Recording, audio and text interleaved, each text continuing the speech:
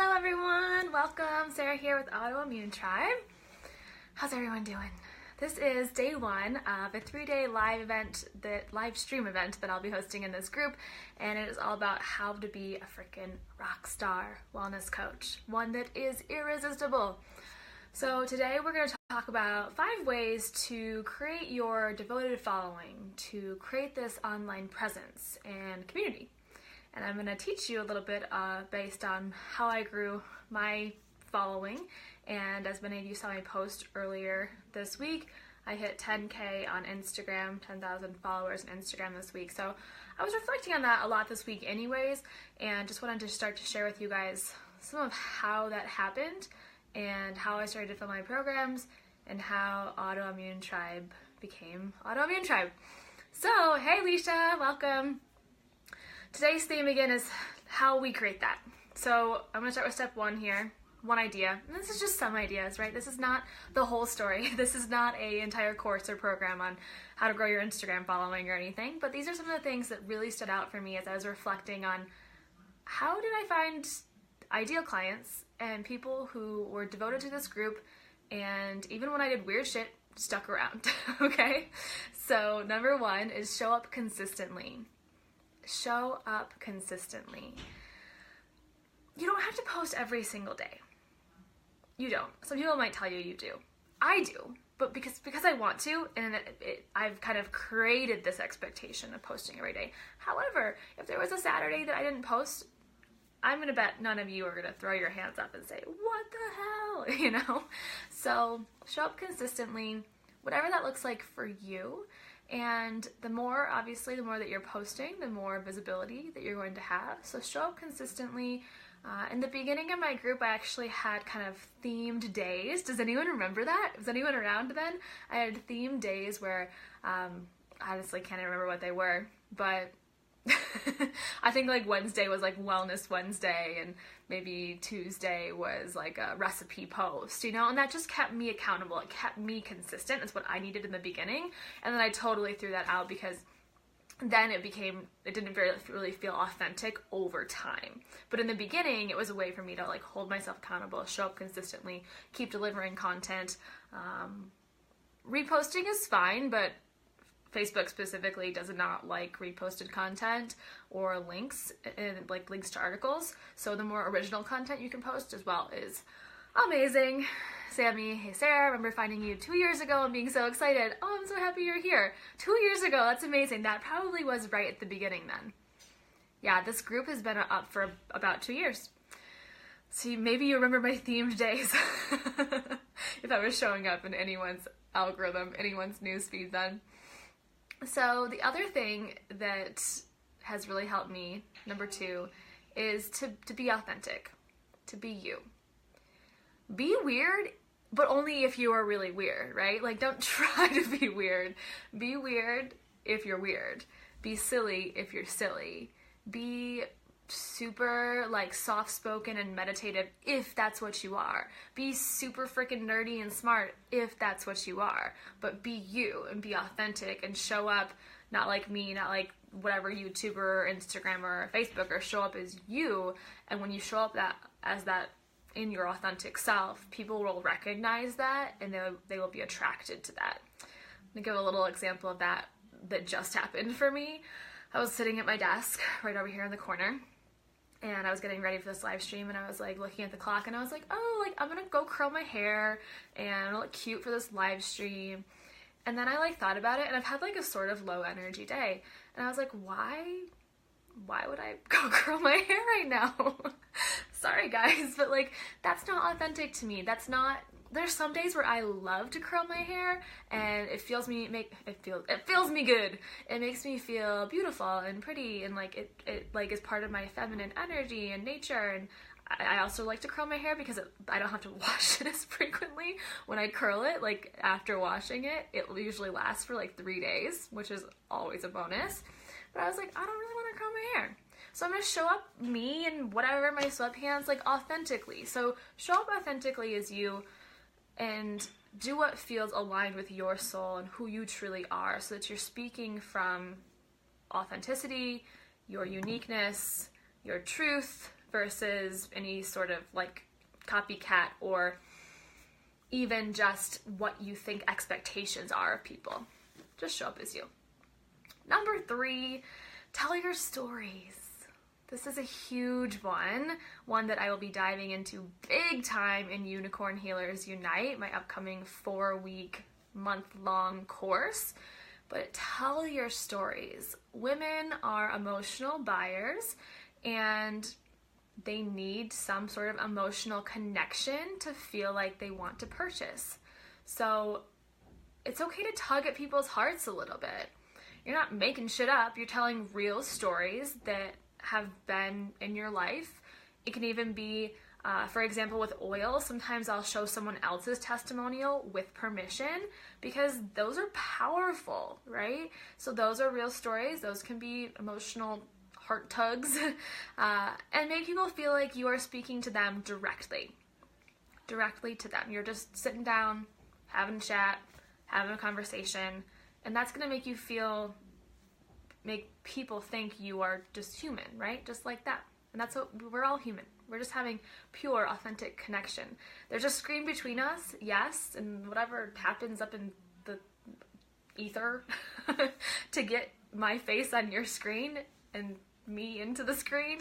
But I truly feel like when I sit down and talk, I'm just having a conversation like as if you were sitting right here on this little stool that I have my computer propped up on right now. Okay? So that's another thing.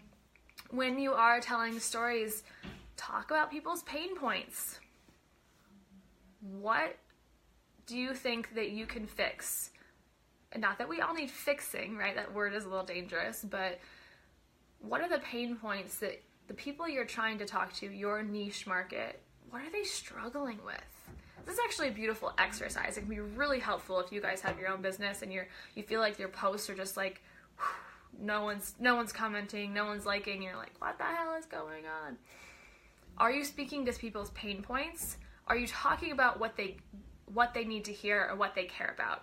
Or are you posting the things that you're super passionate about? And your passion can come through, and that's cool and that's important. I certainly post about things that I get excited about, which has been CBD oil lately, helping with anxiety and inflammation in my body. But I'm also posting that just as an example because I know that there are a large number of women in this group who also struggle with anxiety and inflammation. And I'm showing you this is something that has worked for me, maybe telling a story about it, right? And speaking to your pain point, which is the anxiety or the inflammation. So this is step number 4. Always tell her or him or whoever you're speaking to how you can help them. How are you uniquely suited, and how will you help this person? I think it would be really helpful for you guys to go back to and think about that ideal client or that ideal avatar of who you would love to work with. Who do you picture in front of you if you have ever done a live stream, if you were ever to do a live stream? Who would be the woman sitting right in front of you? Who would you be talking to? What kind of words would you be using? What would she look like? How old is she? Where does she live? Does she have disposable income? Does she have multiple streams of income? What kind of career job does she have? Does she have kids? Does she not have kids? Does she go to the juice shop or does she go to the gas station? Like, what does she look like? Who is she? Define her. And then once you've defined her, which is an exercise in and of itself, hopefully you already have a little bit of sense of that. If you don't, join my program because we're going to figure it out. But then you're going to ask her in your head, right? Like, what, Sally, what are your pain points? What are the things that are truly bothering you? Sometimes I ask you guys that in a post, right? I'm like, what are your biggest challenges right now? Part of the reason I do that is so that I know that I'm actually speaking to what you guys care about. The things that are actually bothering you versus like whatever I read in a book the other day that was inspiring to me. Again, not like necessarily something wrong with that, but it may not resonate with you because it's not something you're struggling with. So 4 is just telling your audience, your community, how you can help them. And that can be through specific, like, this is how I can help you, literally, 1, 2, 3, 4, which we're going to talk about on day 3 of this event. Or it could be you telling your own story on how you've overcome something. And through that your audience reading your story, you're then they are learning through your words how you did it and how they can do it too. And because you're also being authentic and you're being human, you're not putting yourself up on this pedestal that then feels like for them they can never actually do and overcome the things that you just talked about. No, we are human, we are authentic, we are on the same level. I showed you how I can do it, and I'm completely 100% human. You are too. You can do the same thing, right? It might not look the same in every single person's body because we all heal uniquely in different ways, right? In our bio-individuality. However, it's inspiring. And that I always tell people, you only have to be one step ahead of whoever you're working with along whatever healing path in order to help them. You do not need to be a freaking PhD magician wizard. You don't. You guys seriously don't. If everyone in the world waited until they were up at this like master level, then who would our healers be? Who would your mentors be? Who would be the people that like lift us up and inspire us, right? It takes a long time to get up there. Like, start now. Don't wait. Start now. You only have to be that one step ahead. And more specifically, only in one area. I might work with a client. I have worked with clients who are so informed on functional medicine testing.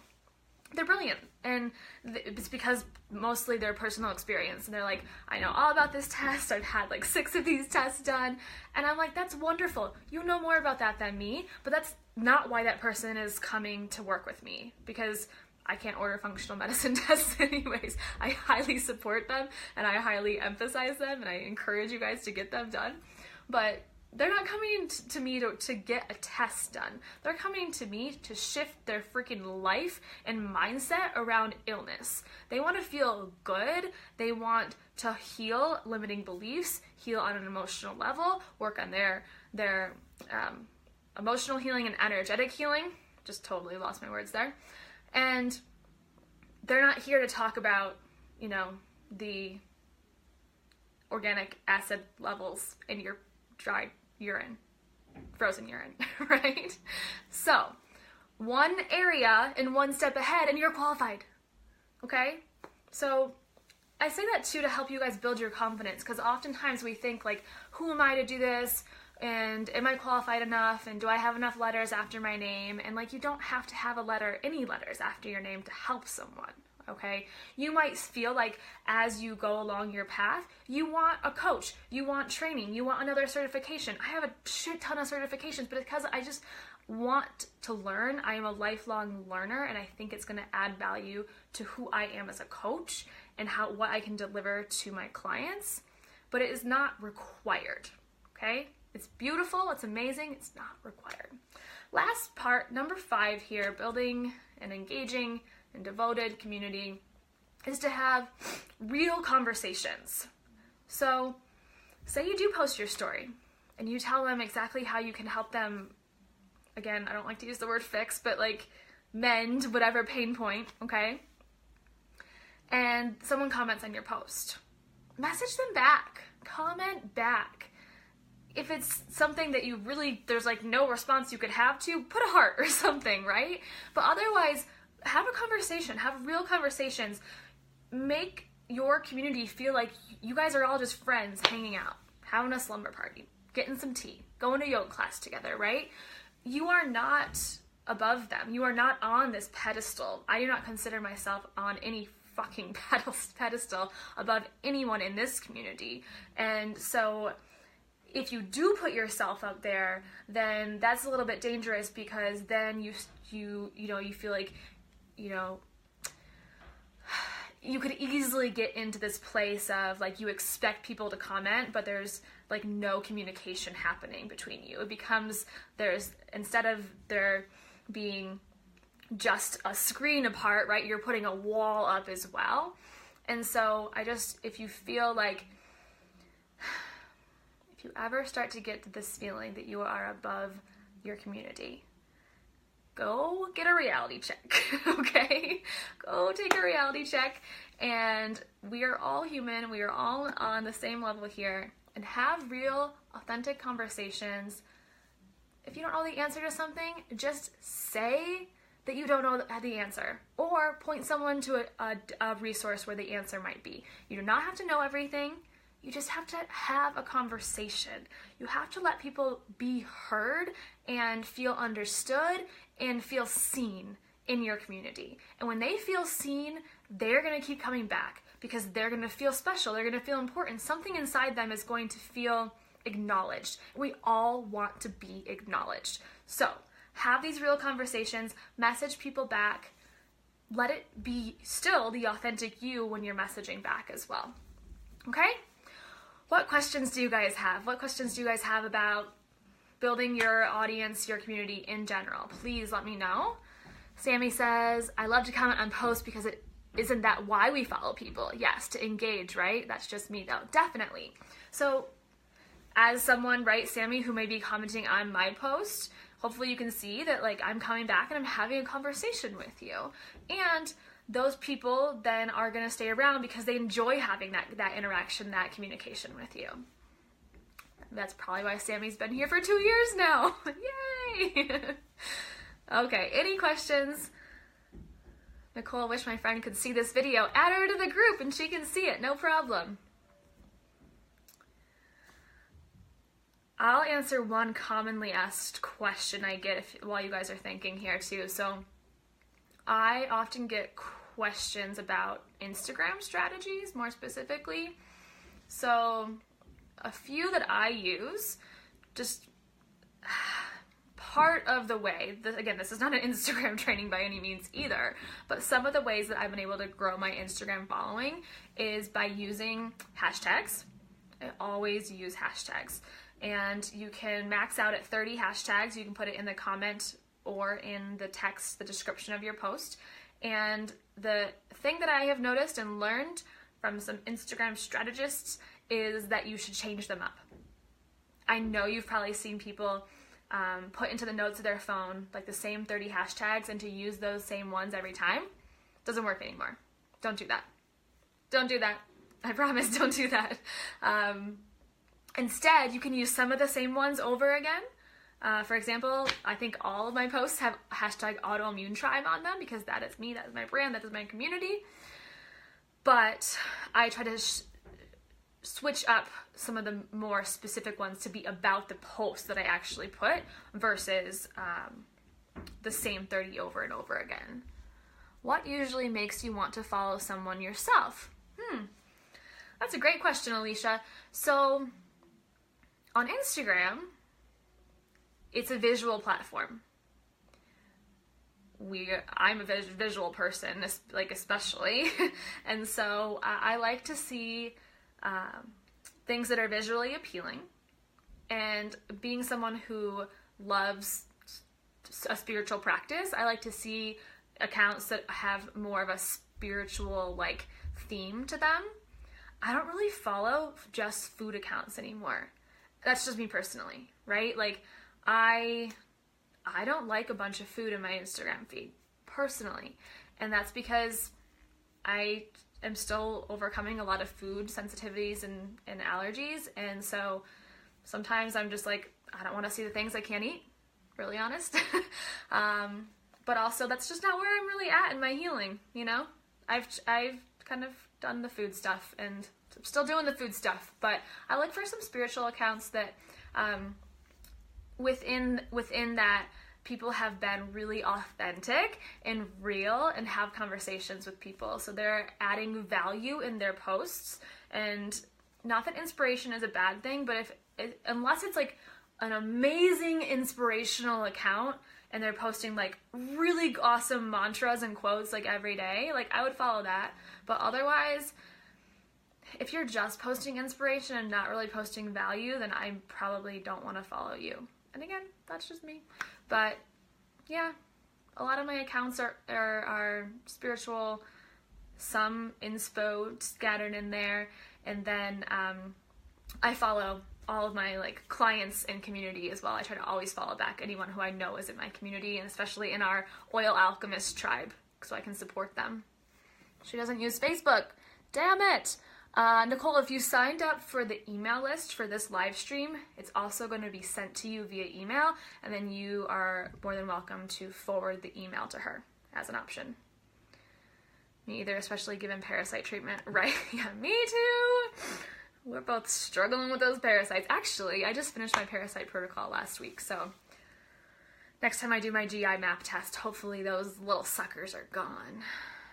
Okay. Any other questions? I can give you guys a few more Instagram strategies. You want that? Put some hearts, some likes. Let me know if you want some more Instagram strategies. What did I tell you so far? Hashtags, change up your hashtags. Reply to questions. Again, it's a social networking platform. Oh, I see the hearts. I see them. Yay. Okay, good. Glad you guys are interested in this. Reply to questions on your Instagram post, okay? Instagram likes that. They want you to be social. The purpose of the platform is social. So answer questions, provide comments when appropriate. I just did a giveaway post and there's over 200 comments, and it's a giveaway post so people just tagged other people, and so I'm not going to go back and respond to all those. But if someone ever asks a question, again, especially in the beginning when it's manageable and you're getting like 5 comments, go and respond to everybody. Also, I think a misconception of Instagram is that you have to post every day. No, there's no God that says you have to post every day, right? I don't post every day. And again, that's what feels aligned with you. If you're like, I am just a mad content making woman, I've got so much to post every day. If that feels good. The reason I guess I don't post every day, several things. Number one, I like to kind of reserve my Instagram posts to have a lot of value in them. And then also within the algorithm, your latest post is the one that might keep popping up and showing up on people's feeds. So especially if I just posted about a brand new program or something and I want that to kind of linger in people's feed for a while, then I might not post the next day and I might post every other day. Or give it a day or two. So no reason to like pull out your hair and get stressed about posting every single day. I do follow though the analytics on my Instagram, so I think only business accounts can see analytics, I think. Mine's been a business account for a really long time, but you can see your peak posting hours. So mine's typically around 3 p.m. Mountain, and you'll notice that that's typically the time of day that I post on the days that I do post. Cool? I got more. I'll share a few more. So, within hashtags that say your coaching clients, ideal BFFs, whoever you're looking for on Instagram, whatever hashtag you think she or he might use, go click that hashtag. So for example, I use autoimmune coach a lot right now, which is not a well-used, frequented hashtag, but it's kind of starting to get used more, which I'm excited about. I use AIP coach, health coach, life coach, because right now on Instagram, I'm trying to find the woman who is building her business and wants some badass support and wants to step into her gifts and passions as a wellness coach. So I've been targeting those hashtags, clicking on them, and I go through and I like all those photos. I'll read their comment or their description of their photo. I might comment on it. So every once in a while, I'll if I feel like a connection to that person, then I'll also comment on the post. So that again, like you're being social in the platform. You can do this for 10 minutes. It does not have to be something that like you are draining your eyes and like hurting your thumbs over. Just go through and like for 5 minutes, go and like all the hashtag autoimmune protocol posts. If you're an AIP food blogger and you want people to see your recipes, go into autoimmune protocol or autoimmune paleo hashtag and go and like other people's posts, and then they'll see that you liked it, right? And then they might want to be your friend, your Instagram friend. All right, awesome. You guys are rock stars. Thank you so much for joining me for day 1. If you are a woman who is working on building her following, gaining her ideal clients, and doing so through sharing your gifts and your passions, let me tell you a little bit more about my program, Unicorn Healers Unite. So it's a 4-week course for wellness coaches. Within wellness coaches, you could have a specific niche, no problem. And you could be a mindset coach. That's totally fine as well. But I want to take that group of women that enrolls and joins me to go from, you know, maybe you have a foot in the water, toe in the sand, making up these, toe in the sand, and you really want to just dive in. I don't want to say you're half-assing it, but if you and something inside your head thinks maybe you're not giving it your all, this is for the woman who wants to like show the universe that she is fucking committed and she is not going anywhere and she's going to make this a success because she knows she has something to share with the world. So I'm going to help the women in this program build their confidence, find alignment, make sure that you do have some aha moments within this month, help you create unique programs, which is maybe one of my favorite parts, and attract your ideal clients. And those unique programs will be within your niche, and we'll talk about each person's specific niche. So I will be especially talking about how, if you're interested, you can use some of the spiritual, energetic, and emotional tools and principles to put into your program so that you can make them even more fun and more different and not all about food, if that's something that you want to learn about as well. Again, I'm going to tailor the creating your unique program to the women and their specific line of work that do end up in the program. So if you guys are excited and ready and you want to just dive the hell in and you want to expand your offerings, then come join us in Unicorn Healers Unite. I can't wait to start. It starts March 1st. Nicole, do you recommend Instagram over Facebook for advertising your business? What other platforms would you recommend? I recommend getting fully committed and present on 1 to 2 platforms to begin. So for me, that looks like Facebook and Instagram. Some people just are freaking rock stars at Pinterest. Maybe you're a fantastic YouTuber. That's kind of my like third space. It's kind of my space to put a lot of my videos for people who really don't want to join Facebook but still want to hang out for live video. So I've got a pretty big YouTube library as well. So, but I started in the beginning with Instagram and Facebook. You could even just focus on one. Do I recommend Instagram over Facebook?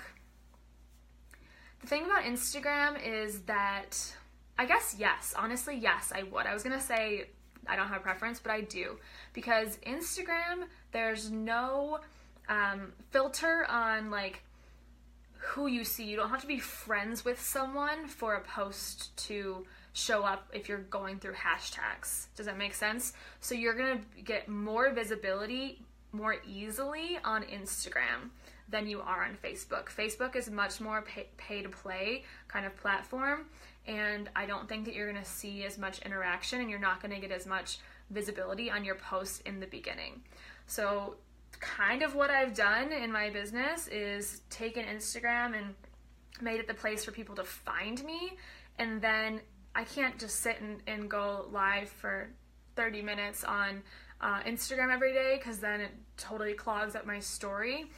And so what I do is I invite people over into the Facebook group, and this is a place where I can really deliver. This is where I can really show up. This is where I can do live videos. This is where I can post articles. This is where I can post longer content posts. And so I use Instagram kind of as like my fancy flyer.